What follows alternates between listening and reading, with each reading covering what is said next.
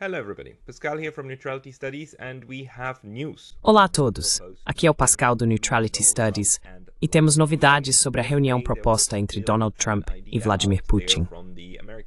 Ontem ainda havia uma ideia do lado americano de que seria uma reunião trilateral com o Sr. Zelensky, ou que uma reunião trilateral aconteceria após uma reunião bilateral.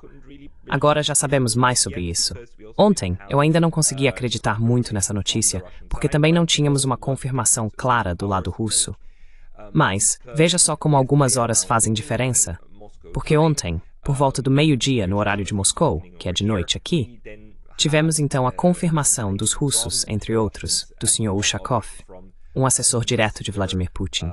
Ushakov, a direct aide to Vladimir Putin, so here is the readout as it is posted on the... Aqui está o comunicado, conforme publicado, na página oficial do Kremlin. Tivemos um encontro muito breve entre o Sr. Ushakov e a mídia russa, no qual ele confirmou algo muito importante, que houve uma oferta do lado americano, que, segundo ele, é bastante aceitável para nós. Agora o Sr. Ushakov esteve diretamente envolvido nas negociações com o Sr. Vitkov, e há todo esse debate sobre quem iniciou essa ideia, quem solicitou que tipo de reunião. A mídia americana, ontem, foi muito rápida em afirmar que, na verdade, foram os russos que querem uma reunião.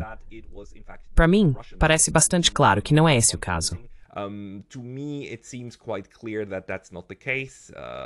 Alexander Mercouris, on his channel on the Duran, actually made also the... Alexander Mercouris, em seu canal The Duran, também destacou que isso seria meio ridículo. Quero dizer, por que enviar o Sr. Vitkov para a Rússia, para Moscou, para ter uma conversa de 3 horas com Vladimir Putin, apenas para o Sr. Putin então solicitar uma reunião com Donald Trump? O cenário mais provável é que tenha sido o lado americano que pediu isso. Vamos entrar em mais detalhes sobre isso em um minuto. Mas gostaria de usar este programa para discutir 5 questões fundamentais sobre essa reunião. Porque é a primeira vez em 4 ou 5 anos que os líderes russos e americanos estão sequer propondo se encontrar.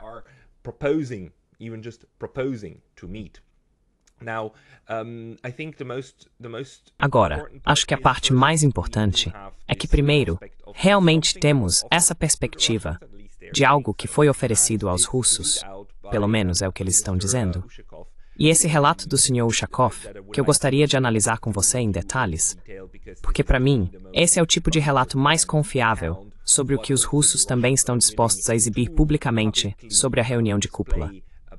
Então o assessor do presidente, Yuri Ushakov, diz: essa reunião ocorreu em uma atmosfera de negócios, e ele está falando aqui sobre a reunião entre o Sr. Vitkov e o Sr. Putin, e foi bastante construtiva. Ambos os lados podem ficar satisfeitos com o resultado dessa conversa. Both sides can be satisfied with the outcome of this conversation. The discussion focused on matters dealing with future... A discussão concentrou-se em questões relacionadas a futuros esforços de cooperação no contexto da resolução da crise na Ucrânia. Mais uma vez, foi observado que as relações entre Rússia e Estados-Unidos poderiam ser colocadas em uma base totalmente diferente e mutuamente benéfica, o que contrastaria fortemente com a forma como essas relações evoluíram nos últimos anos. Bem, essa é uma maneira e tanto de colocar a questão. Gostaria de destacar que ele diz que a conversa foi no contexto e girou em torno da crise na Ucrânia, mas que trataram das relações entre Estados e Rússia. Portanto, isso pode ser bastante importante, pois também pode nos dar uma pista sobre o que os russos atualmente podem querer alcançar com a reunião de cúpula.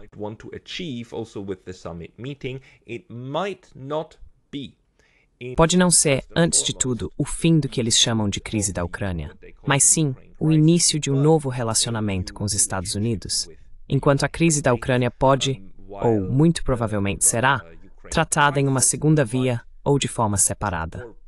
Mas vamos continuar lendo. Em relação à pauta da Ucrânia, por proposta dos Estados Unidos, houve um acordo principal para realizar uma reunião bilateral de alto nível nos próximos dias, o que significa um encontro entre o presidente Vladimir Putin e Donald Trump. Portanto, o Sr. Ushakov afirma que foram os Estados Unidos que propuseram isso. Junto com nossos colegas americanos, estamos prestes a começar a trabalhar nos parâmetros específicos dessa reunião e em seu local. Parameters of this meeting and its venue. Basically, the venue has also Basicamente, o local também já foi coordenado, e vamos comunicar sobre esse ponto um pouco mais tarde. Parece até o momento que seriam os Emirados Árabes Unidos, onde isso pode acontecer, já que o Sr. Putin também teve uma reunião com o líder dos Emirados Árabes Unidos, e eles parecem dispostos e prontos para sediar o encontro, embora ainda não esteja completamente confirmado.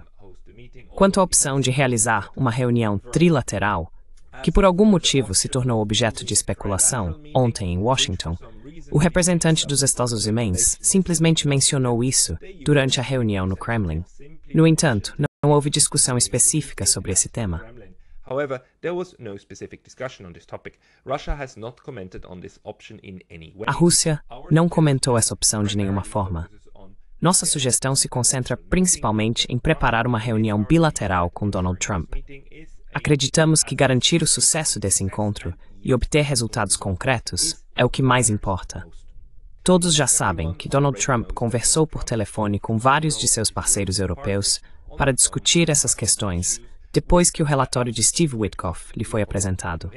Vale ressaltar, nesse sentido, que também temos atualizado nossos parceiros e amigos próximos por meio dos canais de comunicação apropriados para informá-los sobre os temas discutidos durante a reunião com Steve Witkoff. Discussed during the meeting with Steve Witkoff.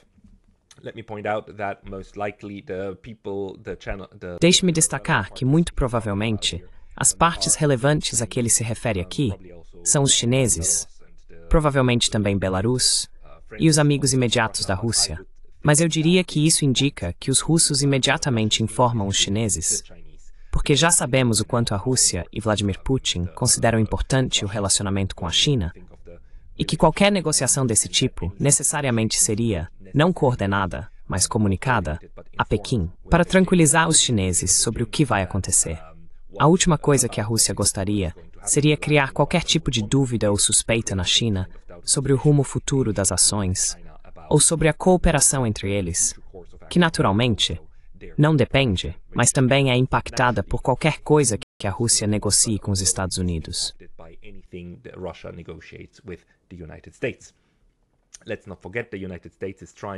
Não vamos esquecer que os Estados Unidos estão tentando separar a Rússia e a China. No passado, já tentou dizer à China que ela deveria mudar completamente seu relacionamento com a Rússia para ter melhores relações com Washington. E seria natural que Pequim supusesse que os americanos dirão aos russos que eles precisam mudar seu relacionamento com a China para terem melhores relações com eles. Eu suponho que esse tipo de suspeita é algo que a Rússia gostaria de eliminar desde o início, quando se trata de sua parceria com a China. Último parágrafo sobre o que Ushakov disse. Last paragraph on what Ushakov said. Next week was A próxima semana foi sugerida como um possível período para a realização da reunião, mas como o esforço para preparar esse importante evento está apenas começando para ambas as partes, é difícil dizer quanto tempo os preparativos vão levar. Dito isso, a opção de realizar essa reunião em algum momento da próxima semana estava sendo considerada, e temos uma visão bastante positiva a esse respeito. Portanto, esta é uma declaração altamente positiva. Formulada de maneira positiva, do principal assessor de Vladimir Putin. O próprio Vladimir Putin, então, algumas horas depois, também deu uma breve coletiva de imprensa no contexto do encontro com o líder dos Emirados Árabes Unidos. E claro, como você pode ver aqui, os repórteres perguntaram imediatamente a Vladimir Putin sobre essa reunião que estava sendo especulada. This rumored meeting. Question: given the recent news about your upcoming meeting Pergunta: diante das notícias recentes sobre sua próxima reunião com o presidente Trump, quem a iniciou? O presidente Putin respondeu de forma muito diplomática. Ambos os lados demonstraram interesse. Neste momento, quem tomou a iniciativa primeiro já não é mais relevante. Entendo, também no contexto da declaração de Ushakov, que provavelmente foram os Estados Unidos, no final das contas, que iniciaram ou solicitaram isso, mas que Vladimir Putin, neste momento, está tentando evitar a todo custo humilhar Donald Trump ou enfraquecer sua posição. Portanto, ele mesmo vai se abster de responder a essa pergunta, com o que concordo. Já não importa mais para o resultado concreto que os russos provavelmente estão buscando. for the concrete outcome that probably the Russians are looking for. It must be said, and it was criticized on other channels. É preciso dizer, e isso foi criticado em outros canais, que os russos não são bons em diplomacia pública. E que ao não declarar quem pediu essa reunião, os russos estão meio que entregando a bola para o governo Trump. Agora, o governo Trump vai simplesmente alegar que foi a Rússia, e a mídia dos Estados Unidos está agora afirmando, e os neoconservadores dos Estados Unidos estão afirmando, que é a paz através da força, e que todas as ameaças de sanções esmagadoras e as tarifas sobre o comércio com a China e com a Índia estão realmente funcionando, e que são os russos que estão vindo para a mesa de negociações.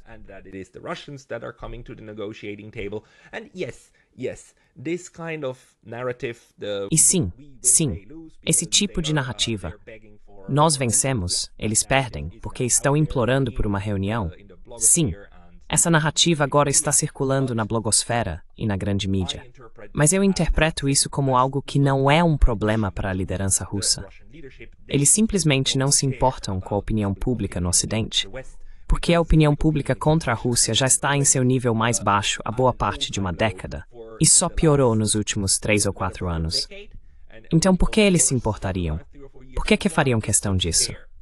Provavelmente é mais importante para a liderança russa, não, de forma alguma, minar a posição de Donald Trump. Any way, shape or form undermine the position of Donald Trump. On the contrary, it might be even good if. Pelo contrário, pode até ser bom que haja ambiguidade sobre esse tipo de ponto supérfluo, como quem começou, se isso fortalecer a posição de Donald Trump. Porque se há alguém nesse planeta que conhece os limites dos poderes da presidência dos Estados Unidos, provavelmente é o próprio presidente russo, que já disse repetidas vezes que é realmente difícil negociar com qualquer líder americano. Ele já negociou com muitos deles, porque eles dizem uma coisa, fazem um acordo com você em um dia, depois voltam atrás, depois recebem a visita do pessoal das gravatas pretas e então mudam de opinião.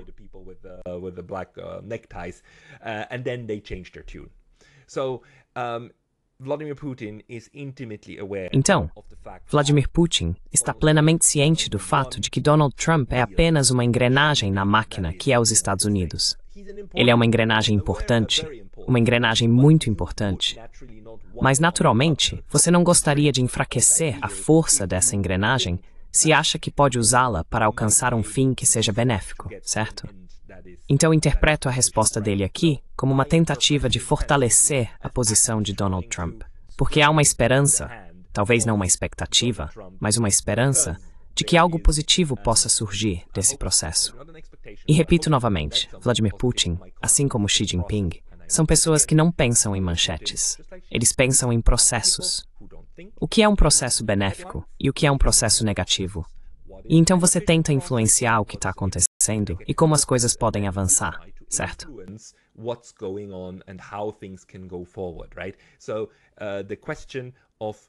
Então, a questão de quem começou, quem pediu, chama atenção nas manchetes e provavelmente é importante para as pessoas reivindicarem essas pequenas vitórias. Mas não é sobre isso que os russos estão preocupados. Próxima pergunta feita a Vladimir Putin. Poderia esclarecer, por favor? Seu assessor Yuri Ushakov mencionou que a reunião provavelmente acontecerá na próxima semana. Você tem algum detalhe sobre o local, mesmo que seja só uma dica? Temos muitos amigos dispostos a ajudar a organizar esses eventos. Um deles é o presidente dos Emirados Árabes Unidos. O local exato ainda está sendo decidido, mas os Emirados Árabes Unidos seriam uma das opções adequadas. Então, ainda não está claro, mas tudo bem. Parece que os Emirados Árabes Unidos podem ser o local.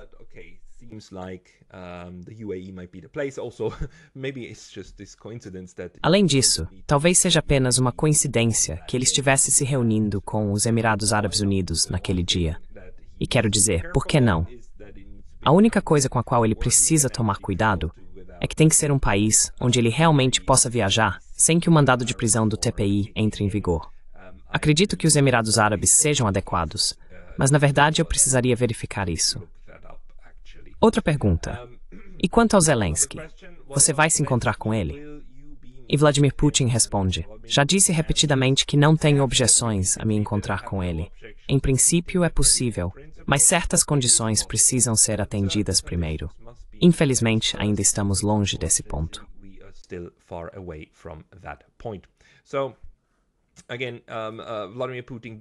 Então, mais uma vez, Vladimir Putin está sendo extremamente diplomático e tentando não arruinar nada que talvez Donald Trump, por sua vez, esteja tentando usar, atos de fala que ele está tentando usar, para vender a ideia desse encontro para seu grupo e para os neoconservadores. Para mim também é fundamental que o Sr. Ushakov tenha dito que houve uma oferta feita. Então, algo na discussão com o Sr. Vitkov. Vitkov pode ter dito, estamos prontos e dispostos a negociar sobre essas questões. Caso contrário, não haveria motivo para Vladimir Putin se reunir. E eu disse isso ontem e vou repetir. As exigências do lado russo estão bastante claras. Elas foram apresentadas nesse discurso presidencial de 14 de junho de 2024 de Vladimir Putin para sua equipe de política externa.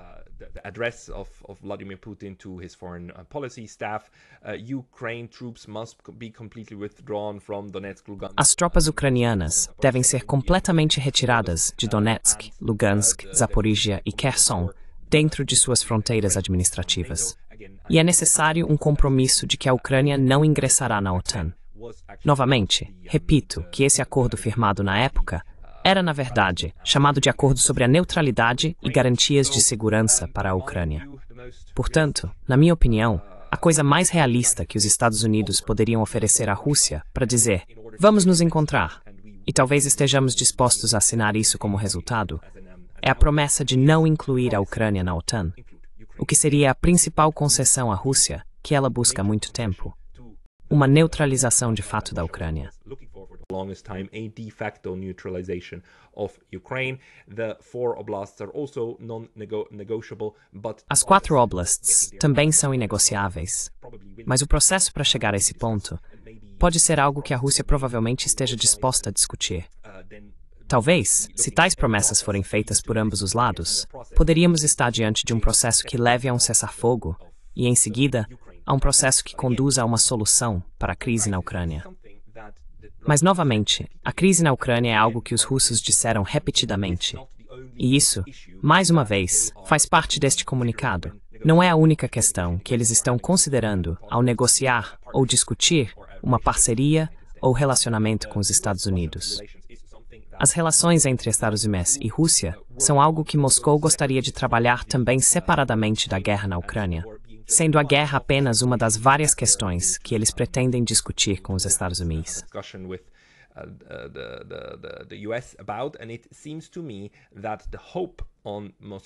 E me parece que a esperança do lado de Moscou é que, já que algum tipo de concessão, alguma concessão muito importante, veio dos Estados Unidos, agora seja o momento de tentar usar uma reunião de alto nível para impulsionar um processo positivo que possa ser do interesse tanto de uma possível desescalada da guerra, quanto de trazê-la ao fim, mas, por outro lado, também de estabelecer uma relação mais próxima com os Estados Unidos.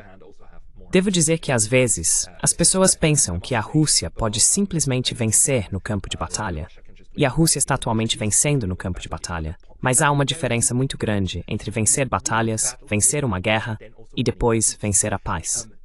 Apenas chegar a Kiev, ou apenas chegar ao Dnipro, apenas derrotar o exército ucraniano, ainda que seja um exército da OTAN, fazer só isso já é uma coisa, e é algo difícil de alcançar. O exército russo está atualmente a caminho de conseguir isso, devagar, mas de forma constante.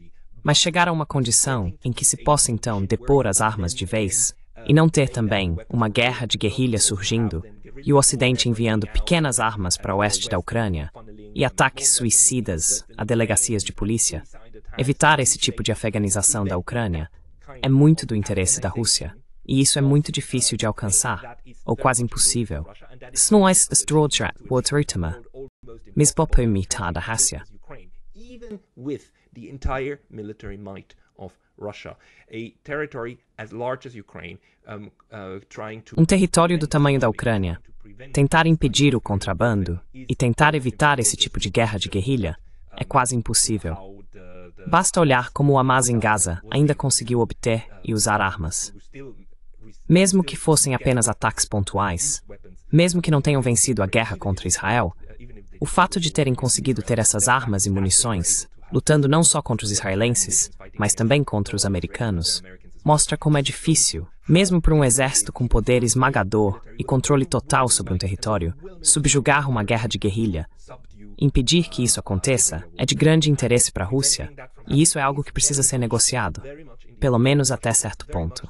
Agora, do lado americano, evitar uma perda total de prestígio ao perder a Ucrânia, desde o incentivo de Donald Trump para que a Ucrânia não seja o seu Afeganistão e ele não perca a Ucrânia, também é um incentivo enorme. Afghanistan and having lost Ukraine is also an overwhelming incentive. The spoilers in this entire affair is, as always, Os elementos problemáticos em toda essa questão são, como sempre, provavelmente os neoconservadores, que, claro, têm interesse em continuar a guerra, têm interesse em enfraquecer a Rússia, e que teriam interesse em transformar essa guerra de exército contra exército, nação contra nação, em um novo Afeganistão. E Hillary Clinton já disse isso várias vezes. Os neoconservadores repetem isso o tempo todo. Você sabe, podemos enfraquecer a Rússia, e o uso de táticas assimétricas é algo que tem sido discutido nesses think tanks nos últimos anos.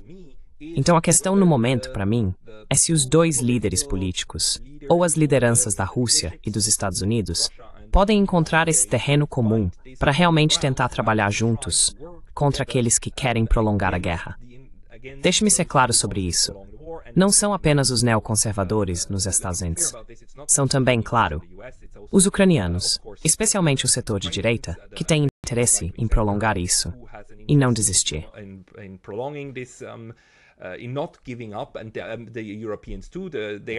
E os europeus também. Todos eles estão em pânico, aliás, neste exato momento. Eles estão em pânico pelo fato de que ninguém os quer na mesa, que Donald Trump está disposto a concordar apenas com uma reunião bilateral, sem europeus na mesa, sem Zelensky na mesa. Eles estão completamente excluídos novamente. E claro que isso acontece, porque aqui temos duas superpotências conversando entre si e realmente pensando em criar um acordo quadro, que depois, naturalmente, exigiria muitas negociações detalhadas. O Sr. Putin já deu a entender isso.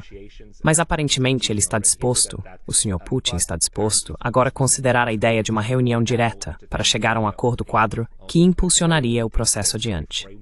E os europeus estão em pânico.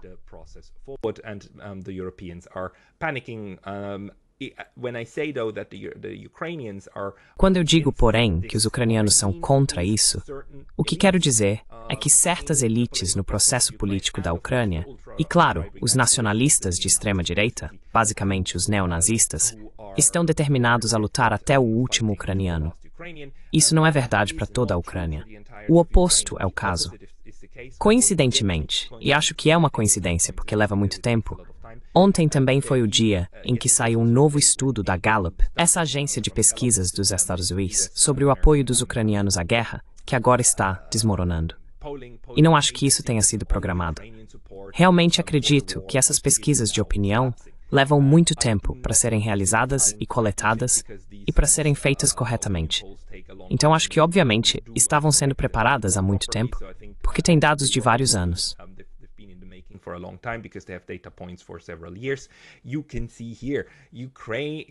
Você pode ver aqui. Os ucranianos estão perdendo o apetite pela guerra e apoiando uma paz negociada. Veja só, em 2022, mais de 70% diziam que a Ucrânia deveria continuar lutando até vencer a guerra, e o número de pessoas que dizem isso agora, em 2024, caiu para 24%. Desculpe, em 2024 são 24% que ainda dizem isso. 69% agora dizem que a Ucrânia deve buscar negociar o fim da guerra o mais rápido possível. Então, quando eu digo que a Ucrânia é contra um acordo negociado, não estou falando dos ucranianos. Já está óbvio que a grande maioria dos ucranianos só quer que isso acabe, o que também é a coisa mais natural do mundo. As pessoas mais atingidas pela violência geralmente são as que mais querem que a violência termine. Mesmo que isso signifique aceitar algo até pouco tempo atrás era considerado inaceitável.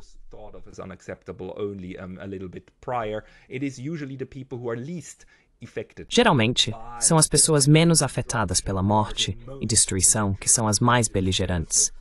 O que também explica por que os europeus são contra qualquer tipo de negociação.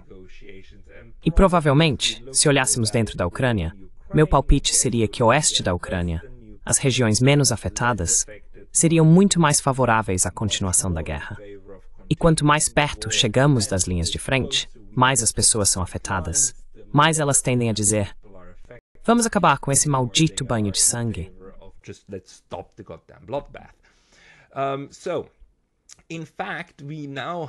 Então, na verdade, agora temos a configuração, pelo menos no papel, de que se isso avançasse e se tivéssemos algum tipo de processo, que no final também incluiria, digamos, uma votação popular na Ucrânia, um referendo para legitimar o que quer que vá acontecer a seguir. Digamos, por exemplo, se os americanos e os russos concordarem que esses 4 oblasts agora são russos, e que a Ucrânia precisa aceitar isso, e os ucranianos levarem isso a voto em um referendo nacional sobre aceitar ou não a mudança de fronteira, oficialmente, talvez agora estejamos em uma situação em que talvez a maioria das pessoas realmente votasse sim em tal proposta, para não prolongar a guerra.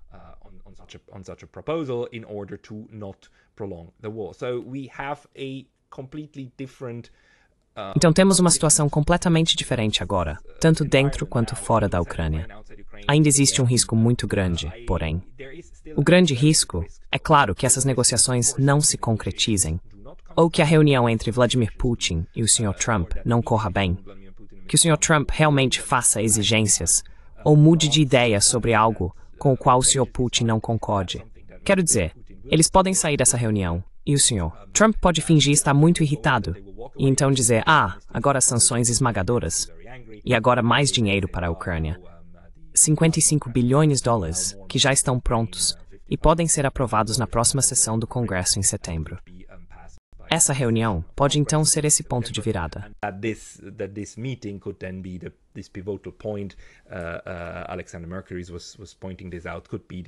Alexander Mercury estava apontando isso. Pode ser que esse evento crucial seja vendido para a base do Trump como a ideia de que, os russos simplesmente não estão dispostos a ceder em nada. Os russos simplesmente não estão dispostos a acabar com a guerra. E se a reunião terminar mal, obviamente esse seria o modo como os americanos iriam enquadrar a situação, e isso poderia justificar uma escalada maior. Neste momento, porém, devo dizer que o simples fato de os russos estarem dispostos a correr esse risco e de estarem dispostos a tentar novamente negociar e ter essa reunião com Donald Trump, significa para mim que, em termos de processo, eles realmente acham que isso vai ou pode contribuir para que algo bom saia disso. Mesmo que não seja o fim da guerra em breve, mas algo positivo é o que Moscou acredita que pode acontecer. Tudo isso enquanto continuam informando os chineses, garantindo que a realidade em campo de batalha, as realidades do campo de batalha, pode desfavorecê-los.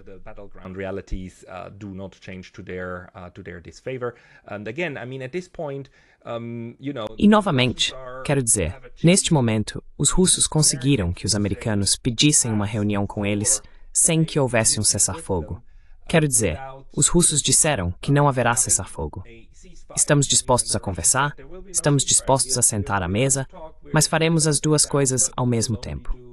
Continuaremos com a abordagem militar, que já estamos fazendo, e estamos prontos para a diplomacia. Foram os americanos que disseram que o cessar-fogo deveria vir primeiro e depois conversaríamos. E bem, isso mudou.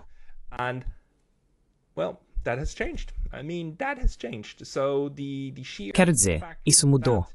Então, o simples fato de que os americanos agora estão dispostos a conversar diretamente e ter uma reunião com o Sr. Putin sem um cessar-fogo, para mim, implica que a situação está se deteriorando e que esta é mais uma tentativa de realmente tentar mudar o rumo, pelo menos para os americanos, o rumo da narrativa. Porque a narrativa, se os russos romperem as linhas, se os russos chegarem ao Dnieper, se a Rússia então começar a ocupação permanente do leste da Ucrânia, o leste da Ucrânia será definitivamente uma perda de prestígio e uma derrota para Donald Trump. Então pode ser uma artimanha, pode ser um truque.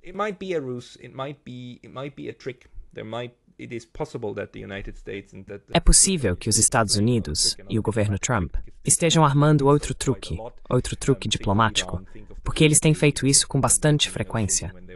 Pense no Irã. Pense em como eles fingiram estar negociando quando, na verdade, estavam preparando um ataque. É possível, é absolutamente possível. Mas isso significa que, se isso for verdade, e os russos estiverem caindo em um truque, eu imagino que eles pensaram muito bem sobre isso e analisaram cuidadosamente a proposta feita pelo Sr. Witkov, além de terem considerado a dinâmica política interna dos Etazosnas Clans, que provavelmente indica que agora é o momento de dizer sim a uma oportunidade como essa para influenciar o processo. É isso da minha parte por hoje. Obrigado pela atenção. That's it for me for today. Thank you for your attention.